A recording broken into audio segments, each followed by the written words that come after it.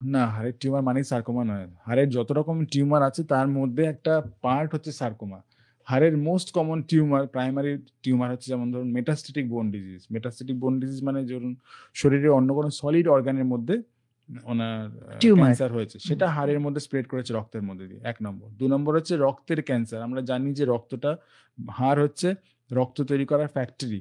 মানে হুম, হুম, হুম। ব্লাডটা তৈরি হচ্ছে হুম, বোনের বোন মধ্যে, ম্যারো বোন থেকে। ম্যারোর হুম, মধ্যে। হুম, তো ব্লাডের যত ক্যান্সার আছে সেগুলোকে আমরা বোনের ক্যান্সারও বলতে পারি। যেমন ধরুন মাল্টিপল মায়োলোমা, লিউকিমিয়া, লিম্ফোমা, এগুলো সবই কিন্তু হাড়েরও ক্যান্সার, রক্তেরও ক্যান্সার। হুম, তো হুম, এগুলো অনেক বেশি কমন দেন সার্কোমা। হুম, ক্যান্সার ছাড়া হাড়ের অনেক বিনাইন টিউমার আছে যেগুলো হাড়ের টিউমার, কিন্তু সেগুলো সার্কোমা নয়। যেমন ধরুন হাড়ের cyst, giant cell tumour.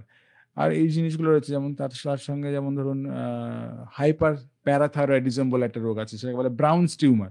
Thyroid গ্ল্যান্ডের পাশে আমাদের একটা প্যারাথাইরয়েড গ্ল্যান্ড থাকে। হরমোনাল প্রবলেমের জন্য হাড় ক্ষয়ে যায়। সেটাও দেখতে এক্স-রেতে টিউমারের মতো লাগে। পেশেন্টের যে সিম্পটমস, লক্ষণ থাকে সেগুলোতেও ওরকম প্যাথোলজিক্যাল ফ্র্যাকচার হতে পারে। কোনো চোটাঘাত ছাড়া ভেঙে যেতে পারে। তো এই জিনিসগুলো সার্কোমা খুবই রেয়ার। হাড়ের যত রকম টিউমার আছে তার মধ্যে benign tumour, lymphoma, leukaemia, multiple myeloma এইসব জিনিসগুলো আছে। আর তার মধ্যে সার্কোমা একটা পার্ট।